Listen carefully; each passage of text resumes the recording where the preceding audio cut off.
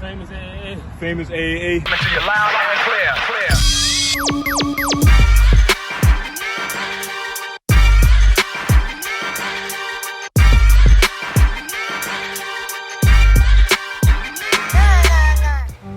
Let's take a look into it, man.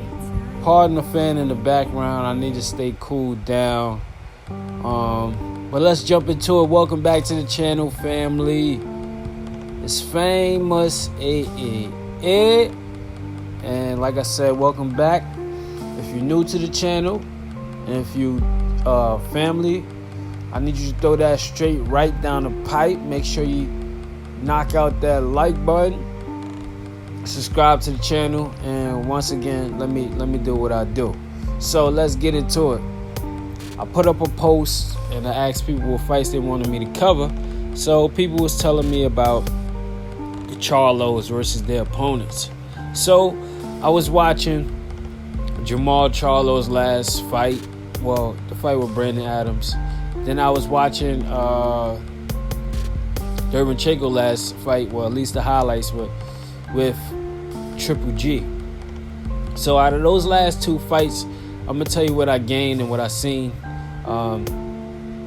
And y'all know me, I throw it straight down the middle, man. I keep it a buck. You know, it ain't famous if you don't keep it a buck. So from what I seen, and Derevyanchenko is no Brandon Adams, but they're kind of similar in styles when it comes to getting on the inside and working and, you know, doing what they do. Derevyanchenko is an aggressive fighter who likes to fight, who likes to get on the inside, likes to throw a lot of combinations. You know what I'm saying? Likes to pivot, you know, likes to smother your punches, and, you know, and likes to just throw a lot of punches, just point blank, period. I like Derevyanchenko, you know what I'm saying? He got a little rhythm when it comes to his fighting. As you see in that fight, he hurt Gennady Golovkin with a body shot a couple times. The referee even jumped in on some. I don't know why he jumped in, but he hurt him with a left hook. I think it was in the 5th round.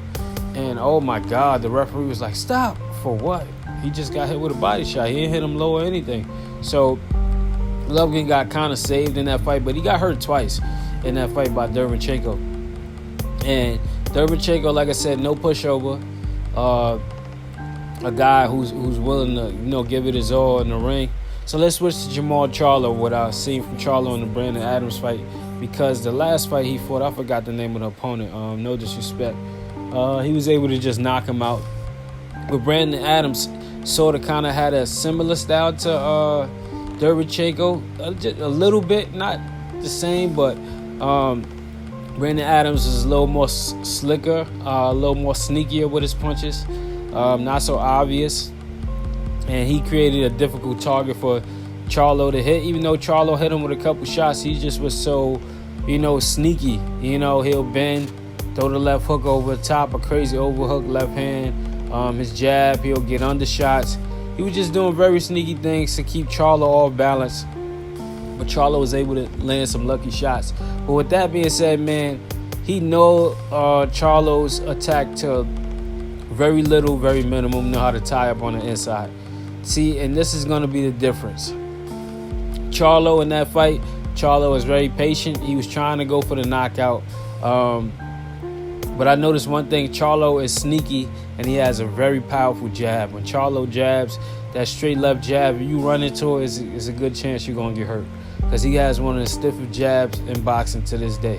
You know, to me, I think he might have the strongest jabs, or at least the top 3, one of the top 3 jabs. So that's one of the big things that's going to be key. But also, Derevyanchenko being so aggressive, he's going to have a chance to actually get hit with some shots, land some shots, see if he could take Charlo's heart away. I'm not sure if that's the best thing to do if you want to bang with a Charlo, knowing that Charlo, he does have power.